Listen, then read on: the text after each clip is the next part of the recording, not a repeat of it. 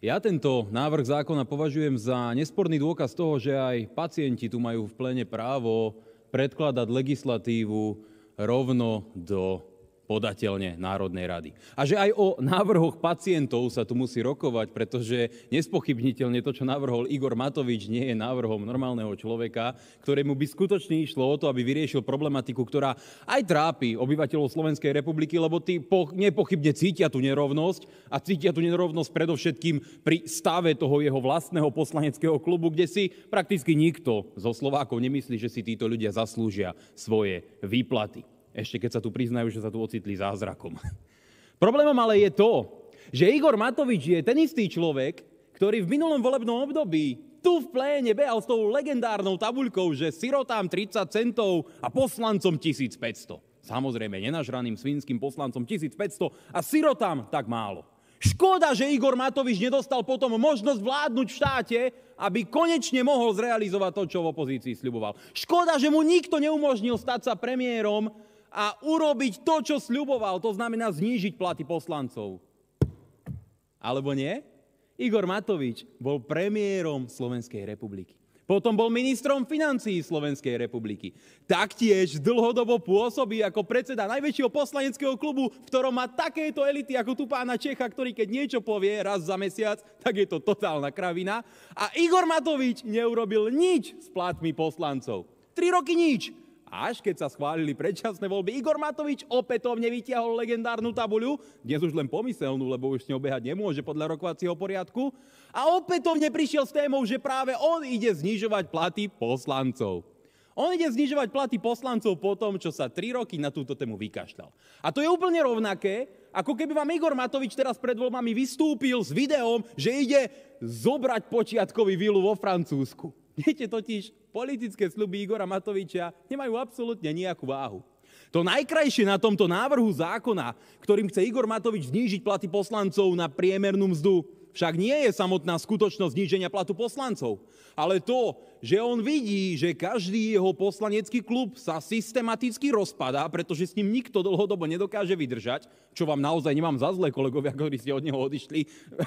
Ja sa divím, že ste vydržali tak dlho, ale chápe, že si potrebuje situáciu poistiť a nedaj Boh by sa opäť dostal do Národnej rady, tak potrebuje mať bič na tých svojich otrokov v tej sekte a aby to bol on, kto bude rozdeľovať platy týmto poslancom, ako predseda strany.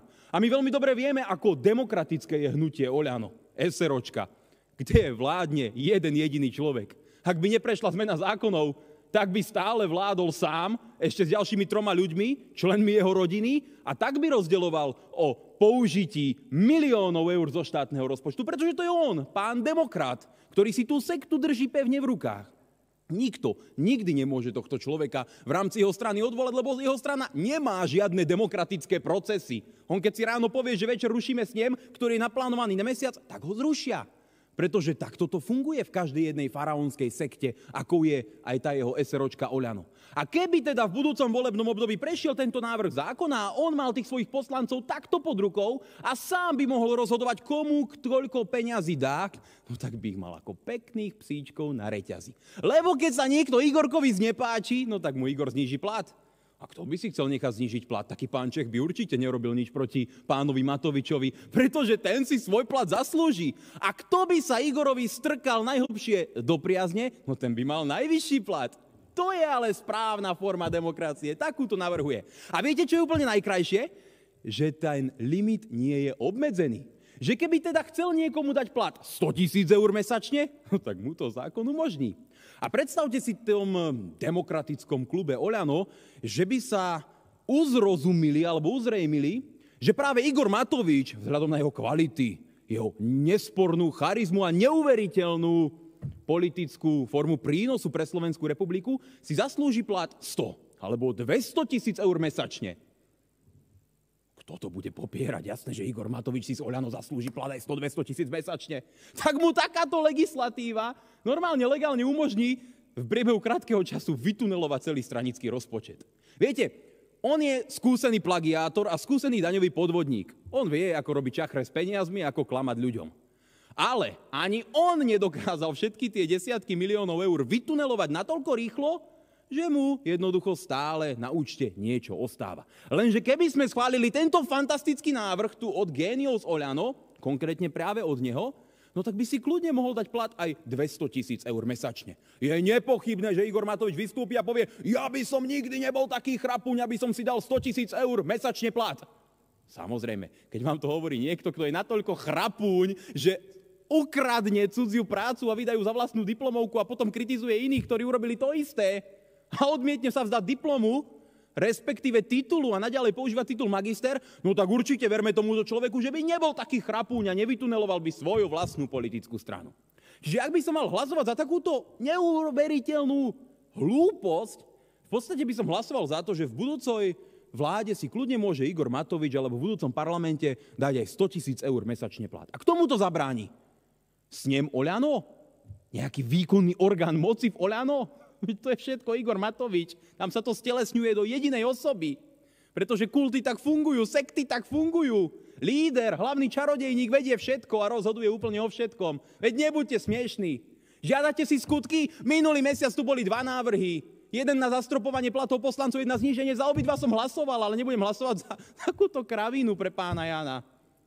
Veď sa pozrite na tie skutky, veď ste na smiech, ak nás tu vyzývate v opozícii, aby sme za to hlasovali.